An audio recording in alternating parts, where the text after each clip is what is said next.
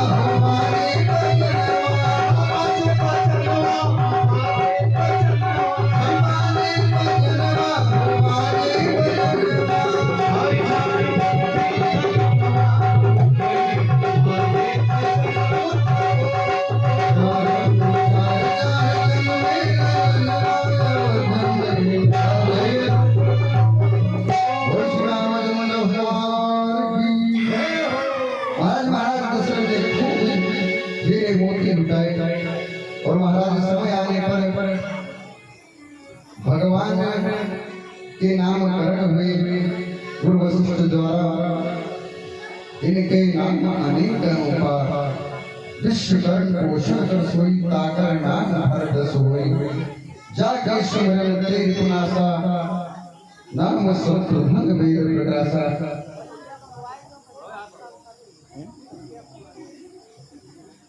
राम जी के चरित्र पूर्ण हो जाए खुलवाई 10-20 मिनट। महाराज देखिए, हमारे व्यास जी ने श्रीमद् भागवत में राम कथा केवल 2 अध्याय में की है, और हमारे गोस्वामी जी ने 2 चौपाई में श्री रामचरितमानस में भागवत कथा गाई है। तो हम संक्षिप्त में ही चलेंगे राम कथा के माध्यम से। उसके बाद माता रानी की भक्ति खुलेगी, तब हम लोग कृष्ण का जन्मोत्सव मनाएंगे। तो भगवान राम जी के नामकरण हुए। महाराज समय आने पर यज्ञोपवीत संस्कार हुआ, और महाराज विद्या ग्रहण हुई, यज्ञोपवीत संस्कार हुआ महाराज। और निशाचरों से भयभीत होकर विश्वामित्र राम लक्ष्मण को लेने आए। और महाराज ऐसे ऐसे समय आने पर उनका विवाह हुआ, तारका नाम राक्षसी का वध हुआ। महाराज कैकेयी के द्वारा जो पूर्व जन्म का वरदान मांगा गया था राम को लिए, भरत के लिए राज तिलक और राम के लिए वनवास। और महाराज राम के वनवास में उन्होंने संकल्प लिया था, निश्चर ही करो पूजा प्रचंड, कि मैं इस पृथ्वी से निश्चरों का नाश कर दूंगा। और भगवान ने इसी प्रकार सीता का हरण हुआ और रावण का हरण हुआ।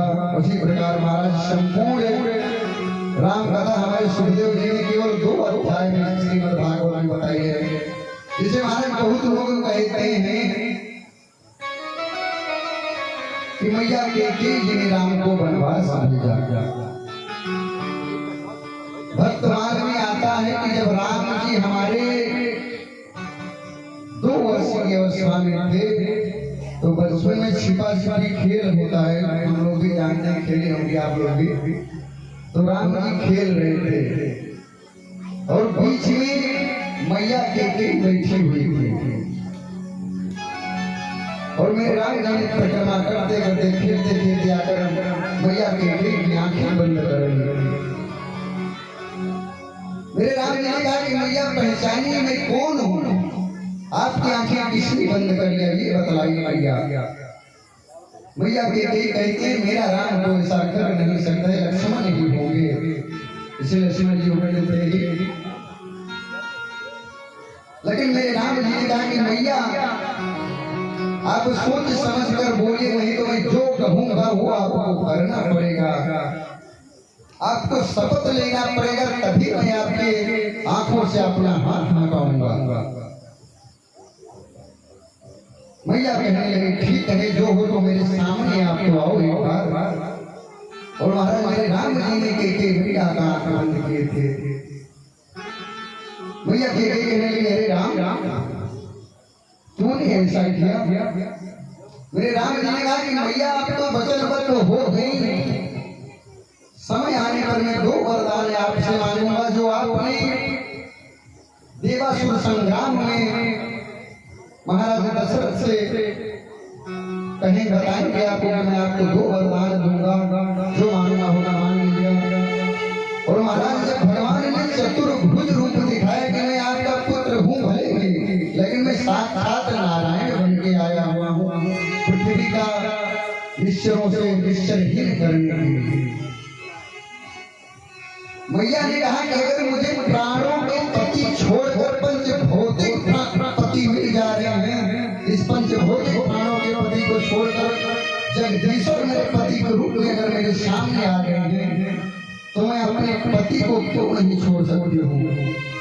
भगवान ने कहा, राम जी ने कहा कि मैया जिस दिन आप ये वरदान मांगेंगी मेरे लिए 14 वर्ष वनवास और भरत के लिए राज तिलक, उस दिन महाराज पिताश्री रह नहीं पाएंगे मेरे लिए।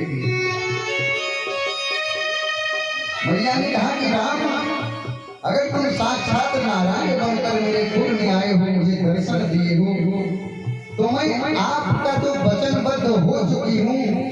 मैं आपके इस पंचभौतिक पति का त्याग भी कर लूंगी और वैधव्य पन भी स्वीकार है मुझे।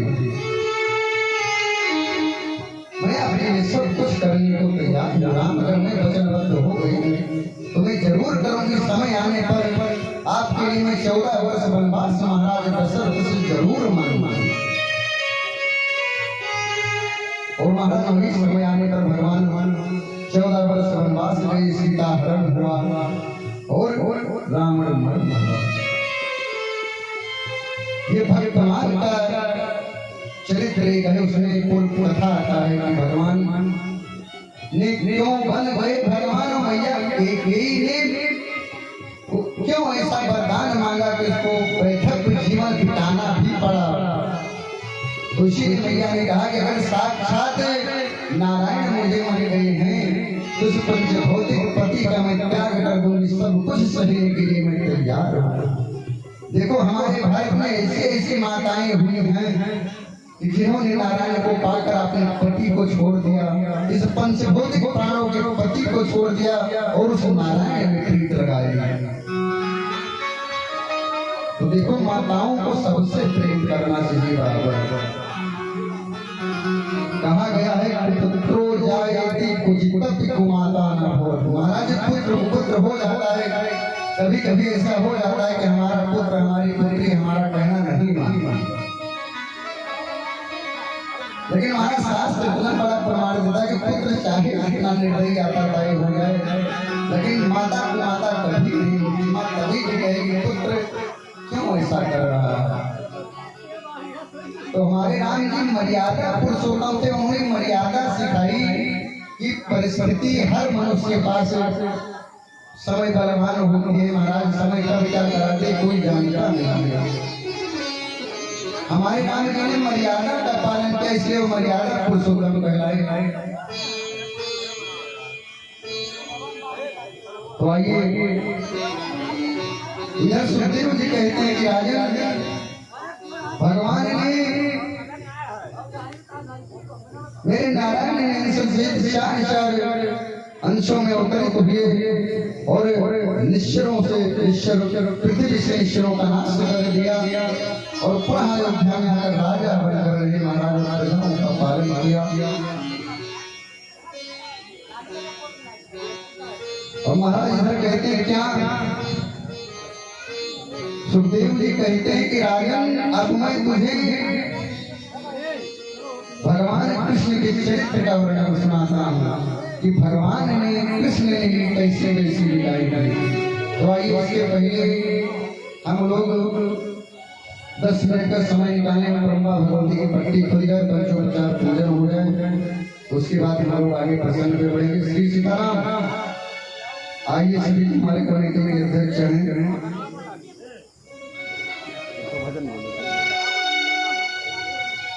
ज्यादा देर की कथा नहीं, आधा घंटा कथा है, लेकिन जो हमारे कमेटी के अध्यक्ष लोग हैं सब लोग सामने आए, ब्रह्मा भगवती का पूजन करें। तो प्लेट बनाओ बनाओ, एक तो पहले पर्दा लगाई लियो क्यों अच्छा साफ क्यों गौछा गौछा आई है क्या पंडित महाराज का है वादे हुआ लोग के मार ठंडा पिलाओ बड़का लेके आओ बड़का उधर जो है वही लाए उधर वाला। हाँ वह सब दिखाई दो, सब पूरा दिखाई दो। ये जो चंदन लगाए दे हैं ठीक है, एक धूप दीप जलाई लो, भोग एक फूल लगाई लो, दो नामा। अरे वैसे पहुँच गए हैं काकर कुर्सी हो, धूप दीप रेडी कर लो, फूल नैवेद्य रेडी कर लो, चंदन रेडी कर लो, पट्टी खोल कर शीशा दिखाए दे, चंदन लगाए दे, सारी व्यवस्था कर लो।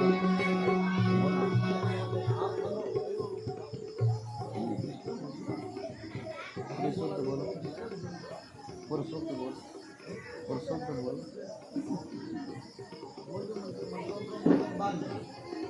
बोल ब्रह्मा भगवती की आइए हम लोग ब्रह्मा भगवती का साक्षात दर्शन करेंगे। सीताराम इस मंचे को दो लोग दोनों तरफ खड़े होकर मान लेंगे, इनको पट्टी खोला बीच में हो जाए, सभी लोग अपने अपने स्थान पर खड़े हो जाएंगे।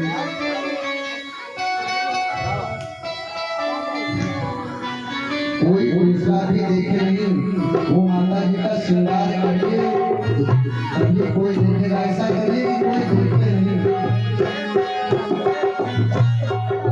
माता जी को